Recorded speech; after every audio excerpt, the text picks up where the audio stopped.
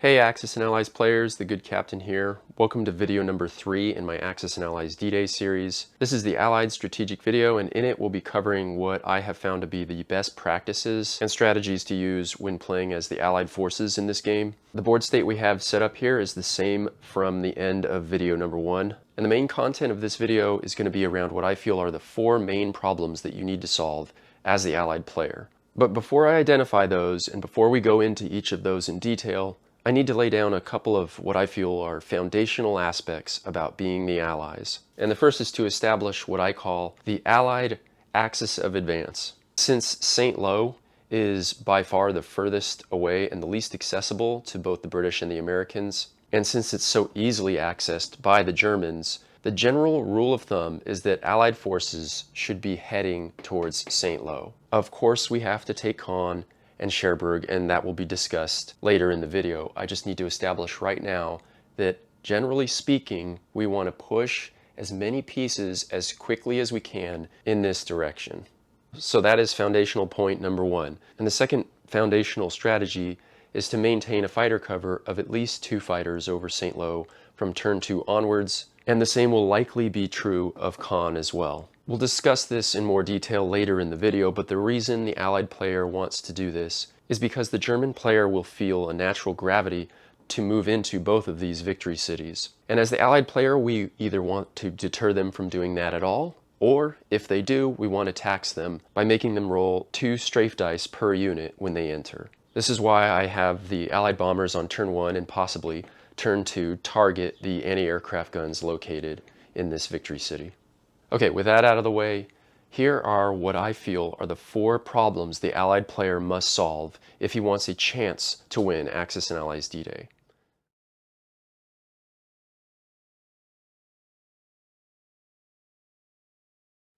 So from the least difficult to solve to the most difficult to solve, first we have what I call the Schmid Tax. The second problem for the Allies is that the balance of their forces are composed of 1 and 2 attackers. This can make it very difficult to launch profitable attacks, so we'll have to figure out what to do there. The third problem is the brittleness of American reinforcements, and the fourth is that of time. Against a competent German opponent, and after repeated playings, I feel strongly that this is the most difficult of the 4 to solve. So the Allied strategy really revolves around solving these 4 problems. So I'm going to go through them one at a time, and we're going to start first with what I feel is the simplest to get through, and that's what I call the Schmid Tax.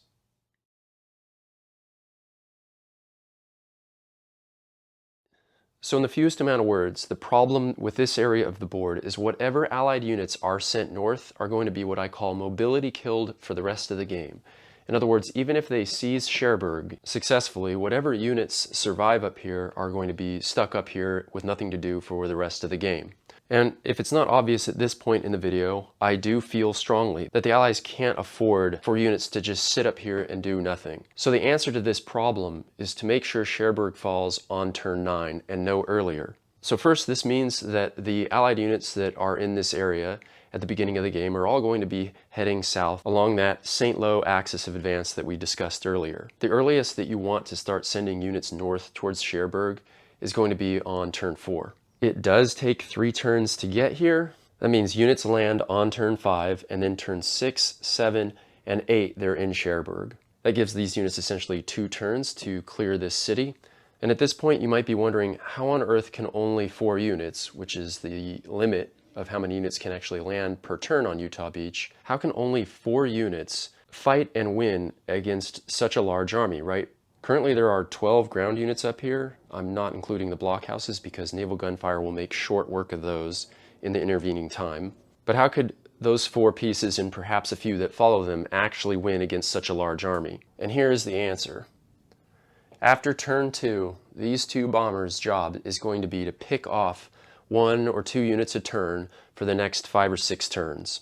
In other words, these 2 pieces are going to be softening up this area of the board so that you have to send fewer later. And in this way, you will pay the lowest Schmid tax as the Allied player. So in short, we expect the German army up there to be half its present size by the time the fighting starts. And this is good because, again, one of the foundational strategies of the Allies is to maintain an axis of advance that aims at St. Lo. We want to get as many pieces into that area of the board as quickly as possible. So that's what I feel is a decent description of the problem of Cherbourg and how to pay the lowest Cherbourg tax as the Allied player.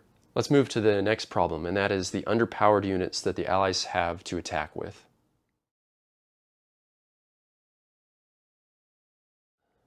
To fully understand the problem I'm about to address here, I strongly recommend watching the video titled Low Luck Lies. I'll put a link to it in the description box below. Suffice to say that units that hit at 1 and 2 are more likely to shoot under their expected hits than over it. And when we look at the Allied order of battle, we see that of the 109 ground units available to the Allies, only 14 are tanks that attack at 3 and defend at 2. In contrast, the Germans have 23 tanks that attack and defend at 3.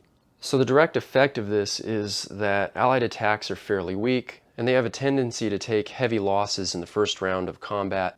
And so in my many playings of this game as the Allies, here's what I have found to be the best solution to this problem. First is to just embrace that first round casualties for the Allies do have a higher likelihood of taking more losses than they inflict. Next is realizing that our ability to inflict hits likely improves in the German side of the turn. In other words, if the British have cleared Sword Beach, as they've done so here, and attack this German battle group on turn 2, if they're lucky, they might get 2 hits, and the Germans have a higher likelihood of getting 2 or even 3 hits.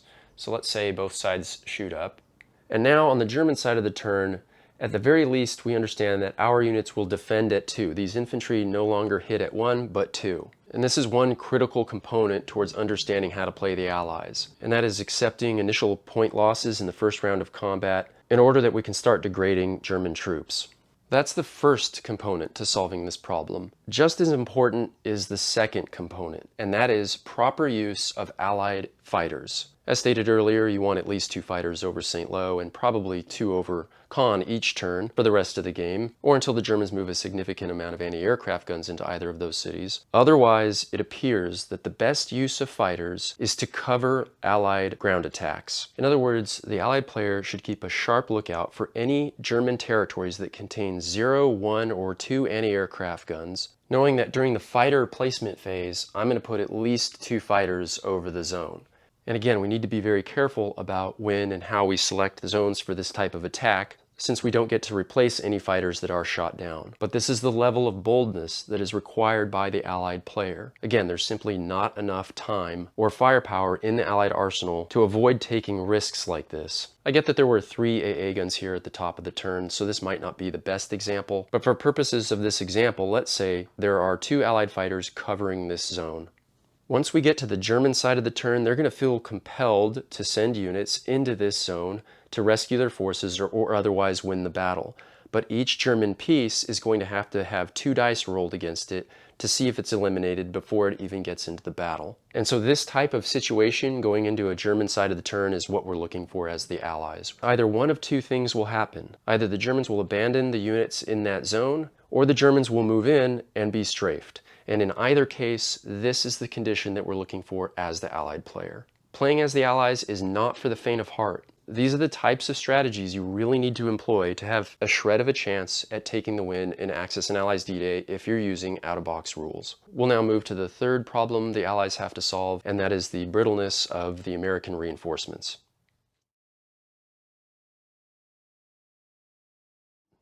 There are essentially 2 problems with the American reinforcement card. The first actually afflicts the British as well, and that is that the Allied units that come on actually are not relevant on the turn they're deployed, unlike the Germans. They have to stand out in the water, come in on the next turn, and then move off the beaches the turn after that. So it's usually at least 3 turns before whatever pieces were successfully rolled for enter a relevant area of the battlefield. This problem isn't so bad as the British, since Caen is adjacent to their landing beaches. They're essentially able to project their power into Caen and deter German attacks into that victory city. They're also more easily able to clear Caen if the Germans make a bid to defend that city. The Americans have no such benefit. All the victory cities are 3 spaces away from either American beach. And the second problem with the American reinforcements is that they're extremely susceptible to cold rolls on the reinforcement chart. There are 38 pieces on this chart compared to the British, which only have 29. Additionally, the Americans have a piece count limit. For their first turn, they can only land these 4 infantry on Utah. That means there are 34 pieces left to get on the board, which can be done usually inside of 5 turns.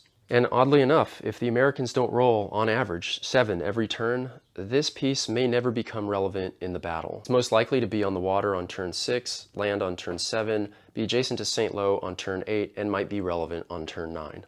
And the reason I'm highlighting this is that if the Americans roll poor enough, which I've seen happen, even these armor can become irrelevant. And for this particular problem, there is not really any solution because there's not much you can do with regards to reinforcements. The best thing is to just, again, understand that the axis of advance for the Allies should be towards St. Lo, to fight your pieces in the manner described in the earlier segment, and to pay the Cherbourg tax as late in the game as you possibly can, using your bombers to help soften it up in the meantime.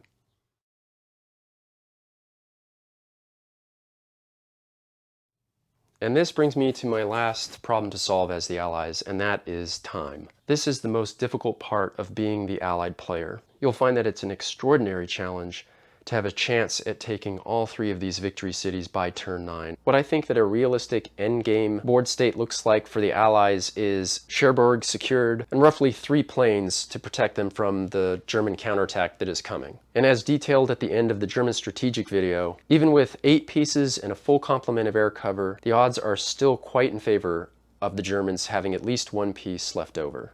But having said all of that, let me point out another thing that I have found to be true with Axis and Allies D-Day. It is not intuitive for the German player to use the plow strategy. It is not intuitive for Axis and Allies players in general to not attack, sit back, build up, and simply wait. Especially in this theater level game, many German players like to attack. They want to get at the Allied forces. They want to alter history and stop the Allies on the beaches. If you are playing an aggressive German player, you're in great shape. The odds went from something like 1 in 10 to a coin flip. In my strong opinion, you'll still need to acknowledge the problems of being the Allies and do your best to implement the solutions, examples of which I've offered in this video. And in that case, with a bit of luck, you can make a very competitive game out of Axis and Allies D-Day.